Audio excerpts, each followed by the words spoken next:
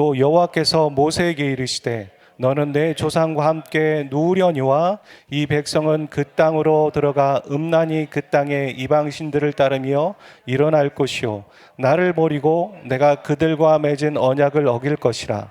내가 그들에게 진노하여 그들을 버리며 내 얼굴을 섬겨 그들에게 보이지 않게 할 것인즉 그들이 삼킴을 당하여 허다한 재앙과 환난이 그들에게 임할 그때 그들이 말하기를 이 재앙이 우리에게 내림은 우리 하나님이 우리 가운데 계시지 않은 까닭이 아니냐 할 것이라.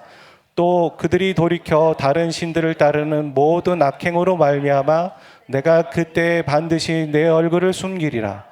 그러므로 이제 너희는 이 노래를 써서 이스라엘 자손들에게 가르쳐 그들의 입으로 부르게 하여 이 노래로 나를 위하여 이스라엘 자손들에게 증거가 되게 하라.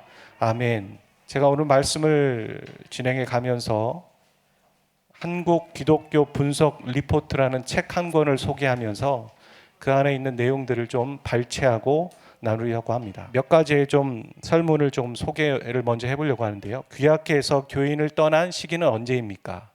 그러니까 교회에 지금 다니는 사람이 아니죠.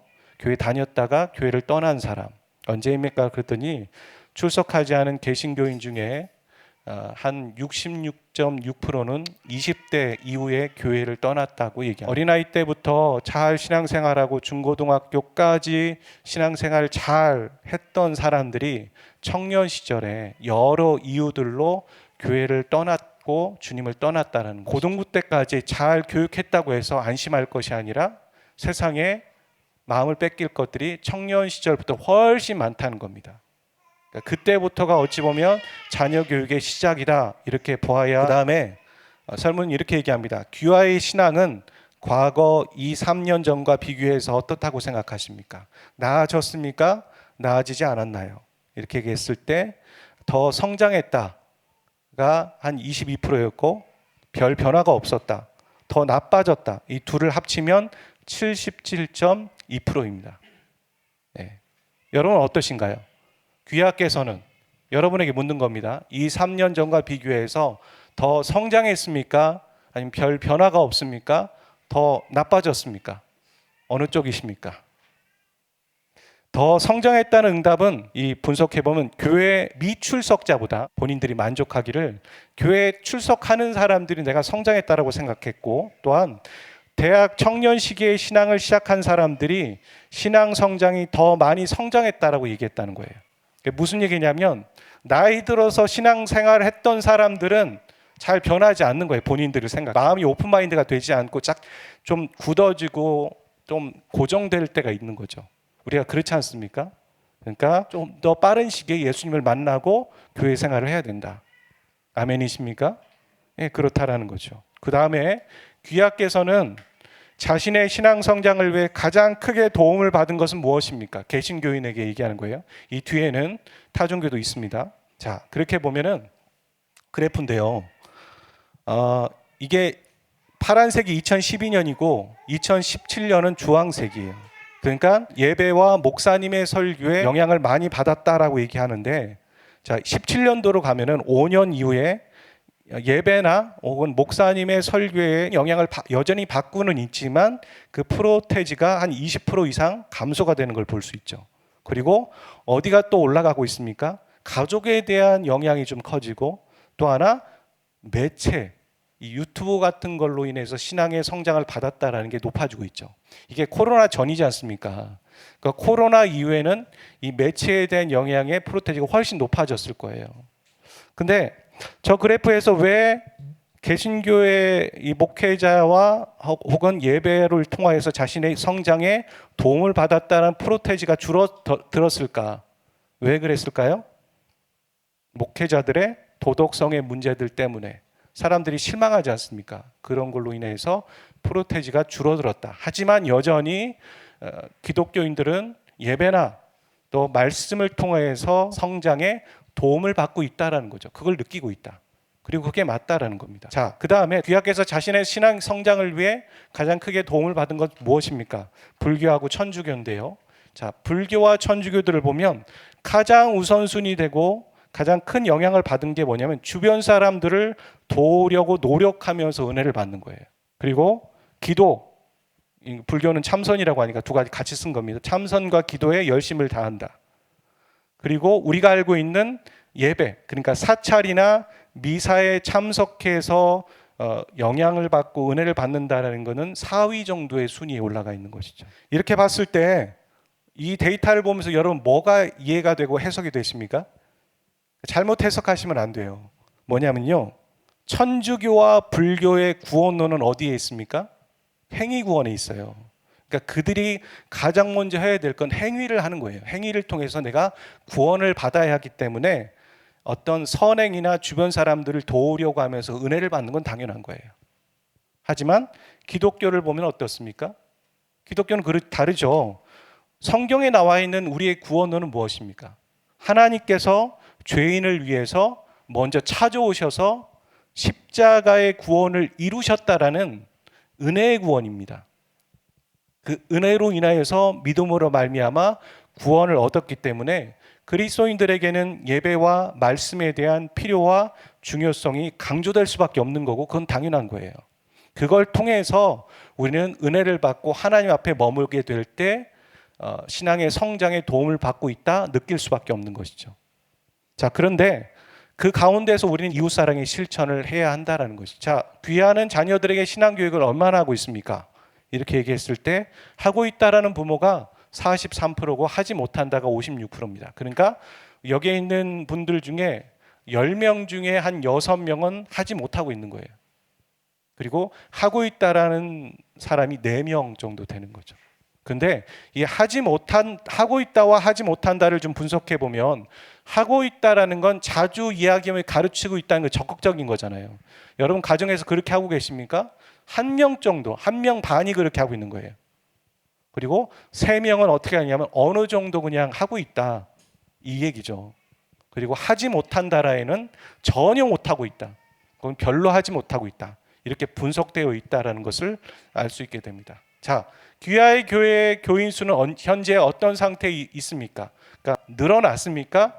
줄었습니까? 이렇게 얘기했을 때 성장하고 있다가 48%, 1위네요. 네, 의외죠. 정체되고 있다가 42%, 감소하고 있다가 9%가 되겠습니다. 자, 이거를요, 그래프를 보면 어떻게 되냐면, 자, 눈에 보이시죠? 성장했다가 줄어들고 있어요. 네. 성장하고 있다가 1위이긴 하지만 이 성장하고 있다는 게 줄어들고 있다고요. 그게 윗그래프고요. 그 다음에 정체되고 있다는 게 2위였긴 했지만 올라가고 있죠, 그래프에서.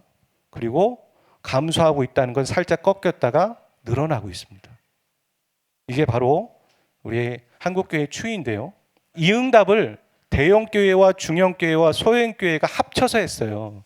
우리 교회 성장하고 있다 이렇게 말하는 교회가 어떤 교회냐면 1000명 이상 되는 대형교회가 주로 응답했다는 거예요. 그래서 1위가 된 거예요. 그리고 감소하고 있다라고 말한 교회들은 주로 99명 이하인 소형교회에서 가장 많이 응답을 하고 있다는 거죠. 그러니까 교회의 양극화가 심하죠. 우리가 마트도 보면은 동네 마트 막 죽어가고 있는데 대형 마트는 계속 성장하잖아요.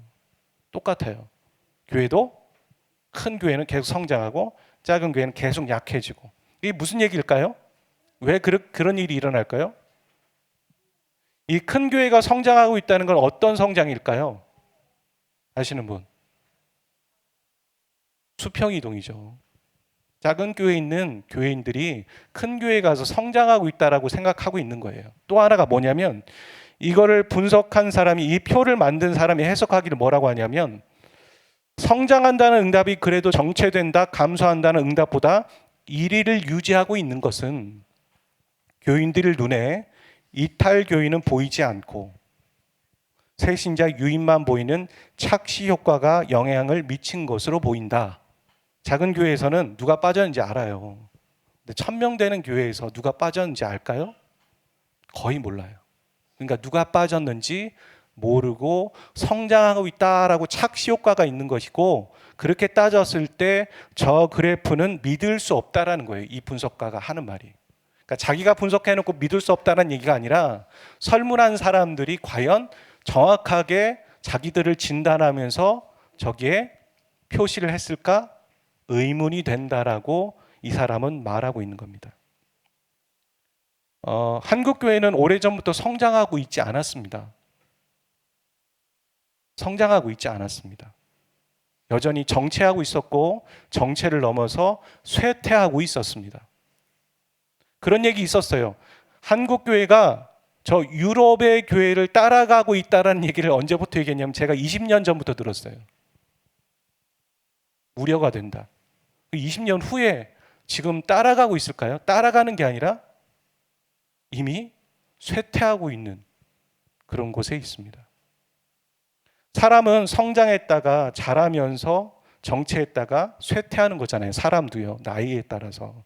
교회도 똑같아요. 물리적인 교회는 성장했다가 정체했다가 쇠퇴할 수도 있는 거죠. 한국 교회가 지금 그런 상황 가고 있어요. 여러분의 자녀를 가정에서 신앙교육을 한다고 해도요, 우리가 아무리 열심히 아까 얘기했던 1명, 2명 혹은 그 4명의 범주 안에서 신앙교육을 내가 잘하고 있는 40%에 들어있다고 할지라도 그 자녀가 교회 공동체를 경험하고 그 공동체 안에서 형제의 사랑과 혹은 성도의 교제를 경험하는 것은 가정에서 다 할 수 없는 일입니다. 교회 안에 들어와야지만 할 수 있는 거죠. 그리고 교회는 주님 다시 오실 때까지 없어지지 않아요. 그게 바로 에베소서 2장의 약속이잖아요. 주님의 약속이고 내가 이 교회를 통하여서 예수 그리스도의 비밀을 세상 가운데 전하기를 원한다. 태초부터 그렇게 계획하고 있었고 그것이 지금도 이루어지고 있다라는 게 에베소서 말씀이죠. 그러면 질문을 해보겠습니다. 지금 여러분이 키우는 이 아이들을 교회에서 양육해주고 선생님의 역할을 해주는 사람은 누구일까요? 그들과 함께 단기 선교를 가고 같이 마음을 나누고 기도 제목을 나누는 사람은 어느 연령대일까요? 저 하늘이가 또 미나가 한유가 태기가 자라서 단기 선교를 가고 본인이 신앙생활 관대에서 마음을 나누고 기도 제목을 얘기하고 또 배우는 그 연령대는 누구일까요? 그 아이들은 여기에 있는 상균이 나이 정도예요. 그렇지 않을까요? 제가 생각해 보니까 만약에 찬영이가 선생님이 돼서 저 아이들을 가르칠까요? 미나와 찬영이가 19살 차이예요. 아니죠. 상균이나 우리 은유가 저 아이들을 데리고 야 앉아봐. 야 예수님은 말이야 하면서 선생님이 되어주고 그들과 단기 선교를 가고 기도 제목을 나눌 겁니다. 그러니까 이 신앙의 전수라는 것은 영적인 연결고리가 다 되어 있는 것이죠. 그러니까 우리가 장년이 청년을 섬기고 청년이 또 청소년을 섬기고 청소년이 초등부를 섬기고 초등부가 또한 저 영아들을 섬기는 그런 연결고리로 되어 있다는 거예요. 지금 당장은 그 효과를 보지 못하고 모르죠. 아이들이니까 라고 생각할 수 있지만 미래를 생각하면서 우리가 내리사랑을 해나가는 것이 신앙의 전수인 것이죠. 그러지 않는다면 저 그래프처럼 우리는 쇠퇴의 쇠퇴인 몰락으로 갈 수 있어요. 허리가 끊어지면 우리는 아무리 신앙생활 잘했다고 할지라도 그 다음이 없는 거예요. 그 다음에 바통을 이어갈 믿음의 세대가 없기 때문에 한국 교회는 없어질 수도 있는 것이죠. 축구 경기가 끝나면 선수들이 인터뷰를 합니다. 시작 때도 하지만 보통 무슨 말을 하는지 아십니까? 제가 골을 못 넣어서 아쉽네요. 득점왕이 되지 못해서 아쉬워요. 이런 말 안 합니다. 이런 말 하는 선수는 앞으로 다른 구단에서 절대 받아주지 않습니다. 왜냐하면 그 선수는 자기만을 생각하고 팀을 생각하지 않기 때문이에요. 보통은 하는 말이 이런 겁니다. 제가 팀을 위해서 최선을 다하지 못한 것 같습니다. 팀의 승리를 위해서 다음에 열심히 하겠습니다라고 하면서 팀을 생각하는 것이죠. 팀을 생각하며 선수들은 경기를 뛰는 겁니다. 이처럼 우리는 나 한 사람이 아니라 내 아이가 아니라 나의 모습이 여기에 있는 다음 세대들에게 영향을 주고 있다는 걸 생각하셔야 됩니다. 우리가 예배하는 태도, 우리가 하나님을 찬양하는 모습, 그리고 우리가 말씀을 어떻게 신뢰하는지에 대한 그런 하나하나의 다 모습들을 이 아이들은 보고 배우면서 예수님 믿는 건 저런 거구나라고 배우고 있는 중입니다. 무섭지 않습니까? 우리가 언제 신앙의 전수를 합니까? 우리의 삶을 통해 전수하고 있는 겁니다. 근데 우리는 앉아서 야 앉아봐, 내가 이거 가르쳐 줄게, 너 이거 왜 못하니? 그렇게 해서 가르칠 수 있는 줄 아는 거죠. 아닙니다. 그 가르치는 것보다 80%, 90% 삶으로 우리는 지금 보여주고 있습니다. 그럼 우리 스스로에게 한번 물어봤으면 좋겠습니다. 우리는 정말 참된 그리스도인으로 이 아이들 앞에 서 있나요? 우리의 모습처럼 이들도 그렇게 신앙생활하기 원하십니까? 그렇게 생각해 보면 우리는 참 경각심을 가져야 합니다. 한국 교회가 이렇게 위기에 놓여 있는 것처럼 이스라엘이라는 민족이 모압 평지에서 가나안 입성을 눈앞에 두고 있습니다. 오늘 본문의 배경이요. 역사학자나 문화 인류학자들이 하는 이론이 있습니다. 이게 뭐냐면 문화가 엄청 발달된 민족과 문화가 발달이 안 된 민족이 같이 섞이면 어떤 일이 일어나는가? 어떻게 될까요? 당연히 문화가 덜 발달된 민족이 흡수돼 버립니다. 이게 바로 가나안의 민족과 이스라엘의 민족의 앞으로의 상황인 거예요. 가나안에 들어갔을 때. 가나안은 당시에 철기를 사용하고 있어요. 그게 무슨 얘기냐면 이스라엘 백성들은 권총 쓰고 있는데 가나안 민족은 미사일 쏘고 있는 거예요. 그런 분위기예요. 그리고 이미 농경 사회로 정착된 민족입니다. 그리고 우상을 섬기고 있습니다. 아주 현란하고 발달된 민족이고 문화를 가지고 있습니다. 그에 비해서 이스라엘은 문화라고 할 게 없습니다. 왜냐하면 이들은 애굽에서 노예로 살았고 광야에서는 유목민으로 살았기 때문에 한 곳에 정착한 것이 아니라 계속 움직여야 했기 때문에 문화라는 걸 만들 수 없어요. 집시들이 그러잖아요. 집시들에게 문화가 있습니까? 거의 없어요. 그래서 모세는 거의 예견된 수순을 생각하면서 걱정하고 있습니다. 그냥 염려가 아니에요. 얘네들 이렇게 해서 들어가 버리면 다 흡수돼서 그냥 하나님을 배신할 텐데, 이런 걱정을 가지고 쓴 편지가 글이 바로 신명기입니다. 너희들 하나님을 기억하라. 하나님의 말씀을 기억하라. 하나님을 떠나지 않기 위해서 너희들은 율법을 쫓아 살아가야 한다. 피를 토하면서, 그는 죽을 걸 예견하고 있었잖아요. 피를 토하면서 이 말을 하고 있습니다. 그 얘기를 듣고 이스라엘 백성들은 모압 평지에서 언약식을 하면서 결단합니다. 예, 우리가 주님을 떠나지 않겠습니다. 우리가 하나님을 결코 떠나지 않겠습니다. 모세님, 결코 떠나지 않겠습니다. 라고 하고 가나안에 들어가서 어떻게 되었습니까? 불과 몇십 년도 안 되어서 그들은 그 민족에게 동화되고 하나님을 떠났습니다. 그걸 예견해서 하나님이 지금 이 편지를 쓰고 있는 겁니다. 오늘의 본문. 너희는 가나안에 들어가면 나를 배신할 거야. 우상 숭배하게 될 거야. 그러니 노래를 지어서 불러라. 입으로 불러서 사람들에게 증거가 되게 해라. 여러분, 제가 운을 띄면 그 다음을 말해보세요. 무화과 나무 잎이 마르고 뭐죠? 포도열매. 앞에서 한 5번 했잖아요. 외우셨죠? 이게 노래의 효과입니다. 그냥 자, 무화과 나무 이 말하면 안 헤어질 것이 음절로, 음악으로 같이 가니까 외워지잖아요.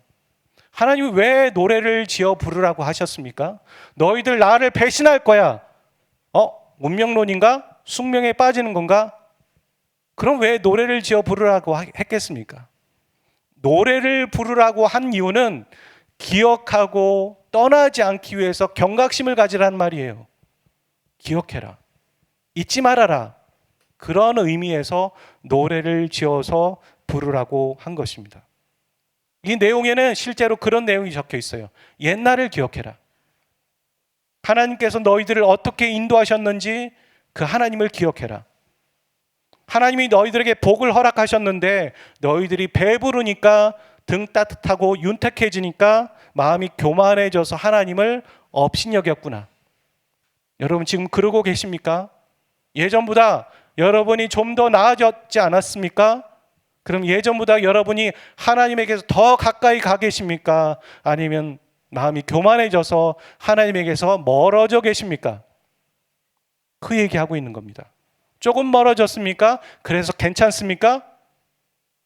이들도 그렇게 생각했습니다. 조금 멀어졌으니까 괜찮아. 나는 하나님을 절대 배신하지 않을 겁니다. 누가 그렇게 고백했습니까? 베드로가 얘기했습니다. 주님, 다른 사람이 다 떠나도 저는 주님을 떠나지 않을 겁니다. 이를 악물고 심지어는 예수님을 잡으려고 하는 어떤 사람의 귀도 잘라버릴 정도로. 근데 그가 배신했습니다. 장담할 수 없습니다. 우리가 우리 자신을 믿습니까? 그런 어리석은 사람이 어디 있습니까? 우리 못 믿습니다. 그래서 하나님은 노래를 지어서 부르며 기억하라는 겁니다. 신명기의 전체 내용은 한마디로 이렇게 말할 수 있습니다. 기억해라. 잊지 말아라. 하나님을 잊지 말아라. 하나님의 말씀을 잊지 말아라. 그러기 위해서 하나님이 모세를 통하여서 기억하게 하는 장치가 세 가지였죠. 뭡니까? 율법, 성경책이었습니다. 두 번째는 노래를 지어 부르는 겁니다. 그건 자신의 신앙 고백이에요. 여러분이 누가 만들어준 노래가 아니라 여러분 스스로가 고백하는 신앙 고백이 있지 않습니까? 그거는 잊혀지지 않아요. 그것을 적어야 됩니다. 그게 바로 영적 노트를 써내려가는 겁니다. 영적 노트를 써내려는 걸 보면 하나님 이러셨지 기억하면서 다시 마음을 잡을 수 있는 겁니다. 세 번째는 여호수아라는 리더를 세운 겁니다. 모세가 죽은 이후에. 그건 이 땅에서의 교회가 됩니다. 교회가 아니고서는 하나님의 말씀을 누가 전해줍니까? 여러분은 일주일의 삶에서 하나님을 찬양하십니까? 하나님 높여드립니다. 하나님 영광 받으십시오라는 말을 여러분 하고 계십니까? 바빠서 너무 분주해서 그런 말 할 겨를 없지 않습니까? 근데 교회 와서 그제서야라도 하나님을 찬양하지 않습니까? 하나님을 잊지 않도록 하는 장치가 세 가지밖에 없습니다. 하나님의 말씀, 여러분의 신앙 고백, 그리고 교회. 그 세 가지였습니다. 그러면서 하나님이 말씀하십니다. 잊지 말아라. 기억해라. 하나님이 너희들을 어떻게 구원했는지 잊지 말아라. 하나님이 어떤 분인지 잊지 말아라. 하나님의 말씀을 너희 미간에 새기고 문에 붙이고 그 말씀을 잊지 않고 살아가라. 이거밖에 없다라는 겁니다. 이거 아니고서는 다 무너진다는 겁니다. 근데 보기 좋게도 이스라엘 백성들은 무너졌습니다. 저게 바로 이스라엘 백성들이 가나안에 들어가서 가나안에 살아가면서의 사사기의 사이클이었습니다. 잘 알고 계시죠? 어떻게 잘 알고 있습니까? 여러분이 저 사이클을 돌고 계시지 않습니까? 죄를 지었다가 억압을 당합니다. 고난을 당합니다.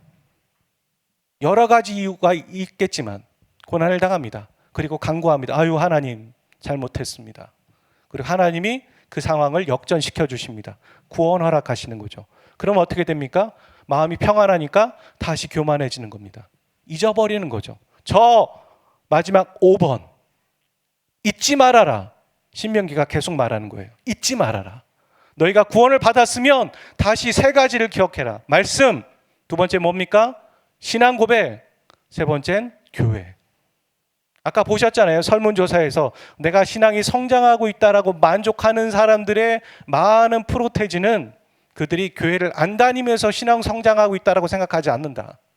교회 다니는 사람이, 예배 출석하는 사람이 신앙 성장하고 있다라고 만족하고 있다라는 거예요. 데이터가 말하고 있습니다. 그리고 이스라엘의 역사가 말하고 있습니다. 그리고 우리 개인의 삶에서 말하고 있지 않습니까? 이거보다 명확한 게 어디 있습니까? 여러분 하나님을 잊고 사시지 마시길 바랍니다. 하나님을 기억하시는 여러분 되시길 바랍니다. 망각하지 마십시오. 여러분의 위치에 있는 것은 여러분이 잘해서가 아니라 하나님이 도와주셨기 때문입니다. 여러분의 실력이 있었겠지만 하나님이 여러분을 도와주시지 않으셨다면 결코 그 자리에 있을 수 없었습니다. 그런 평안을 누릴 수 없었습니다. 착각하지 마십시오. 하나님이 함께 하셨기 때문입니다. 아멘. 하나님을 잊지 마십시오. 이 어린이 주일 그리고 우리가 헌화식을 하면서 우리가 어떻게 신앙을 살아가고 또 신앙을 전수해 가야 될지 한번 되돌아보십시오.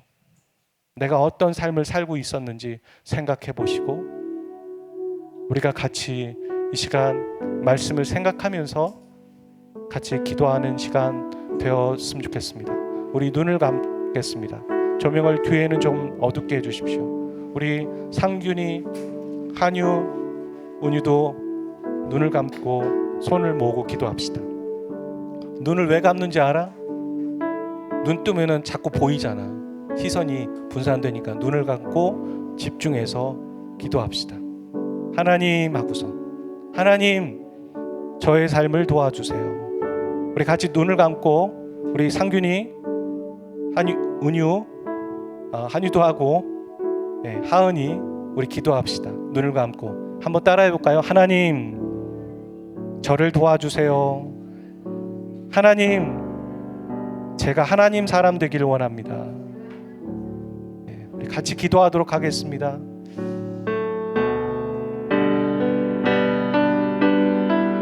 하나님 우리가 잊지 않기를 원합니다. 하나님의 말씀을 잊지 않기를 원합니다. 망각하지 않기를 원합니다.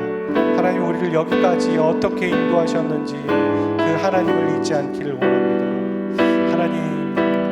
하나님 우리가 주님 그리스도인으로서 신앙의 전수를 하기 위해서 우리가 어떤 삶을 살아가야 될지 우리에게 가르쳐 주시고 이를 인도하여 주십시오. 성령 하나님 우리가 이 아이들을 어떻게 신앙의 전수를 하며 이들에게 본을 어떻게 보여야 될지 우리를 인도하여 주시고 우리를 가르쳐 주십시오. 우리의 마음이 겸손해지기를 원합니다. 우리의 마음이 주님 앞에 머무는 자가 되기를 원합니다. 하나님의 말씀 그리고 우리의 신앙 고백 그리고 또한 교회 하나님께서 하나님을 잊지 않도록 이 가나안 땅에서 우리에게 주신 이 세 가지의 장치들을 기억하고 이것을 가까이하며 살아가는 우리 모든 사람들이 되어지기를 원합니다. 하나님 오늘 헌화식을 한 우리 자녀들과 또 여기에 이미 헌화를 한 자녀들과 많은 하나님 이 자녀들을 우리에게 맡겨주셨는데 하나님 우리에게 거룩한 부담감으로 이들에게 삶으로 잘 보일 수 있는 믿음의 선배들이 되게 하여 주시옵소서.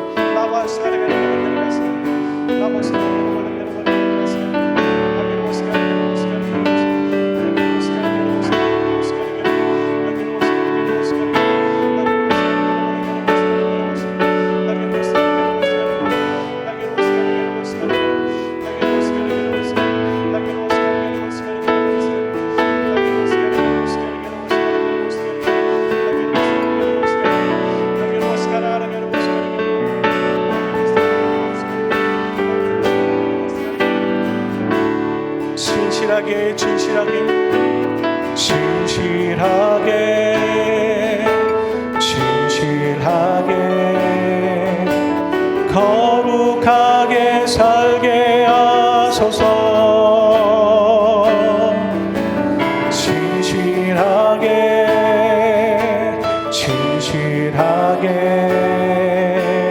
거룩하게 살게 하소서. 진실하게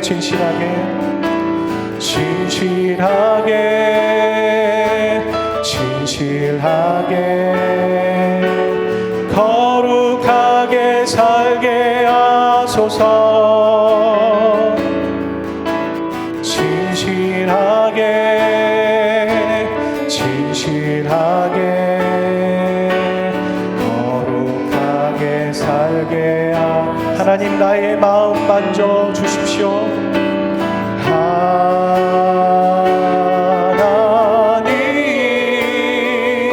하나님 나의 마음 주님에게 하나님께서 떠난 나의 마음을 주님께로 다시 돌려드립니다. 하나님, 나의 영혼 새롭게 해주십시오.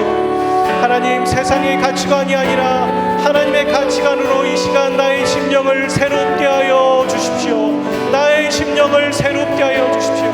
하나님, 나의 마음 만져 주십시오.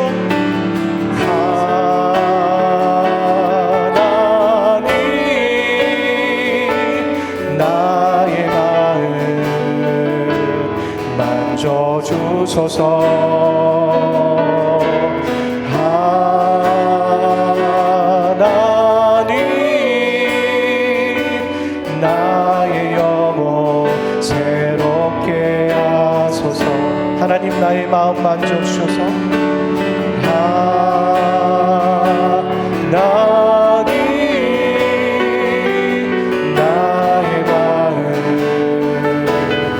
나의 마음 만져주셔서.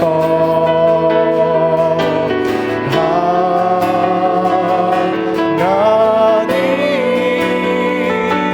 하나님, 나의 영혼 새롭게.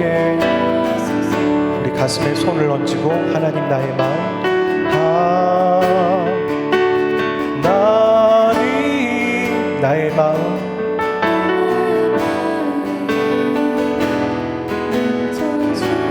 하나님, 나의 영혼.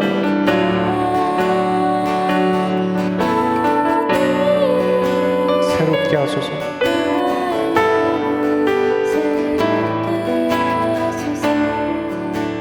하나님, 나의 마음.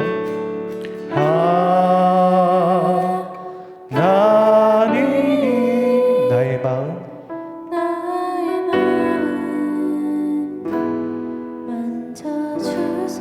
하나님께 기도합니다.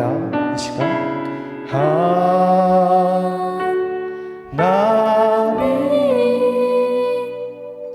나의. 하나님께서 믿음으로 이 찬양의 고백으로 기도하는 사람에게 만져주실 겁니다. 하나님, 나의 마음.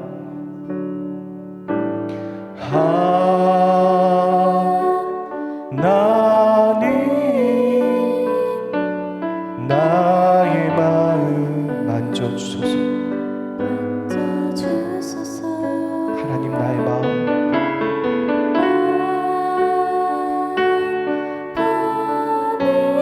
나의 영혼 새롭게.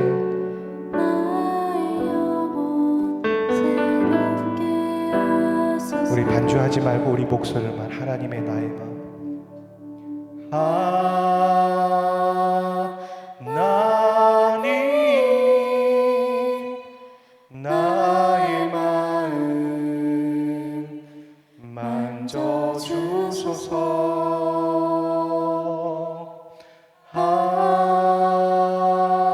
하나님, 나의 영혼 새롭게 하소서. 하나님, 나의 마음 만져주십시오. 하나님, 나의 심령 새롭게 해주십시오. 들떠있고 분주하고 다른 것에 마음 두고 있는 내 마음, 이 시간 하나님께 집중하고 내가 바르게 살겠습니다. 신앙으로 양육하겠습니다. 말씀의 본이 되겠습니다. 영적 노트 다시 써 내려가겠습니다. 오늘 주신 깨달음과 오늘 주신 은혜들을 영적 노트에 적으며 그 노트를 채워가겠습니다. 하나님, 이 땅 가운데 태초부터 예수님의 비밀을 전하기 위해 교회를 세우셨는데 교회를 사랑하며 또한 교회에 몸담으며 신앙생활을 하겠습니다.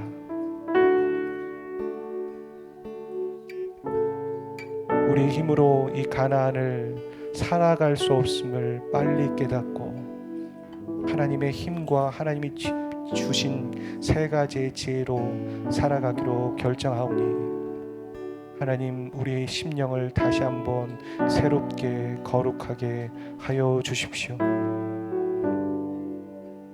이 모든 말씀 우리 주 예수 그리스도의 이름으로 기도하였습니다.